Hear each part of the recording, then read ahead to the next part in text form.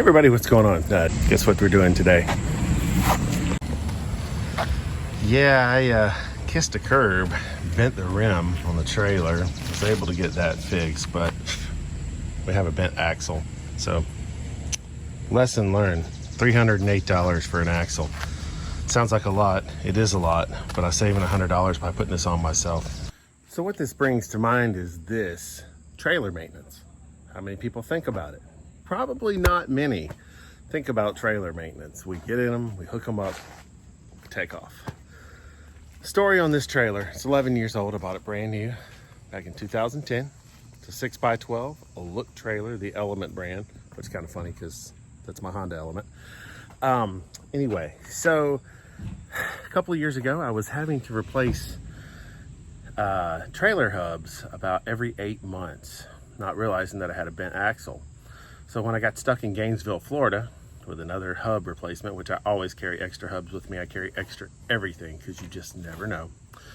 Especially when we're driving in the middle of the night. You know, you got to stop on the side of the road.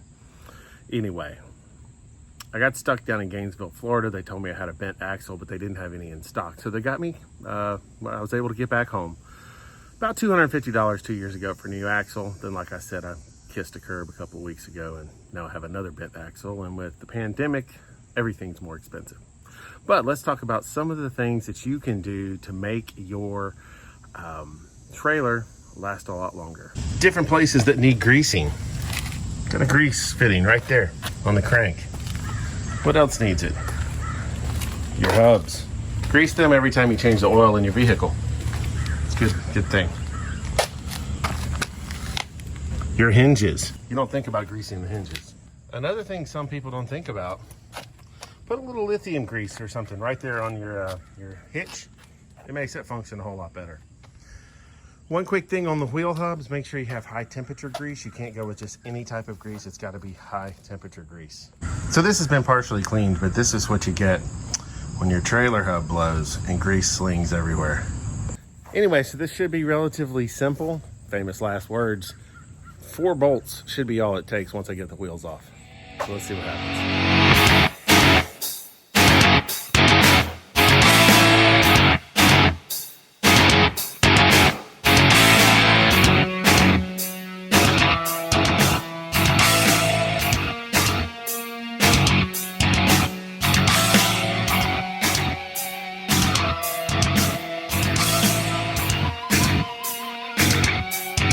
This is not on the new axle, so I need to disconnect here.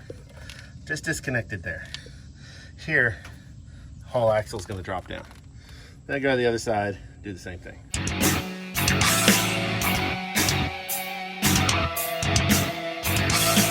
Now I've got to pull the old axle out.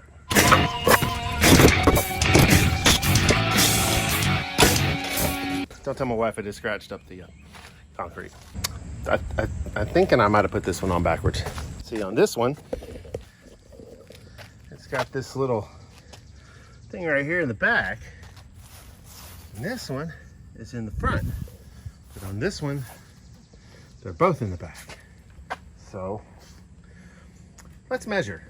Could also be the fact that this side's stacked up lower than the other one. So, this is 12.5. And this is 12.5, so it should not matter. Put in the back one first. Of course, we haven't got it to the other side yet. By the way, these gloves were $5 for a 3-pack at Lowe's for a reason. But I did buy a large, not extra large. All right, let's go check the other side.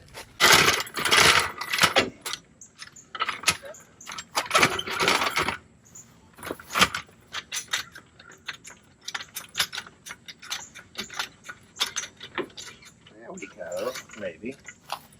Doesn't really want to go in that way. Theoretically, that should drop right in. Why do I get the strange feeling this axle itself is bent? I don't get it. I can't get it around.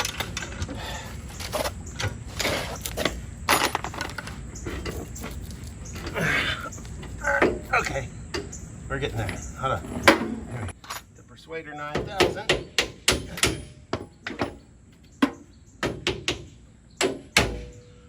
Boom, that's the back.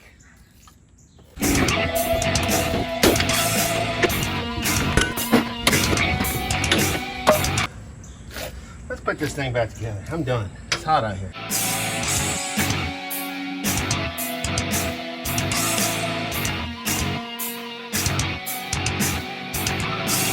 All right, so when grease your axles, supposedly you can just stick it right through there.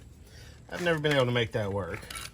So I just take a screwdriver, pop it out, and see, this should come full of grease. It is not. Glad I checked it. Grease gun, high temp grease. Why high temp? Because let's face it, we haul butt down the interstate when we're driving. Just gonna put this on here. I just pack it in there until I start seeing grease come out somewhere. If you can see, the grease is starting to fill up in there. Had I not put grease on in this, I'd have been sitting on the side of the road with another hub failure. Always carry gloves in your vehicle. Shoot, go an extra step. Put your pair of coveralls in there. You never know what's gonna happen when you're on the way to an event, after an event. Carry wet wipes. You may have to take a baby wipe shower, especially since it's as hot as it is right now. And that is done. Let's put the wheels back on. All right, so the screws on the trailer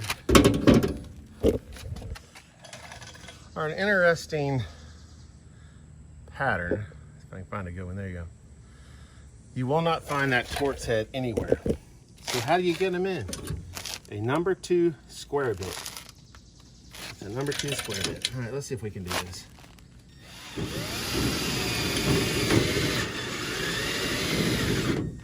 All right, so this is my drill. I meant to grab my impact wrench. Let's just see if this will do it on the fork. All right, now that makes me happy.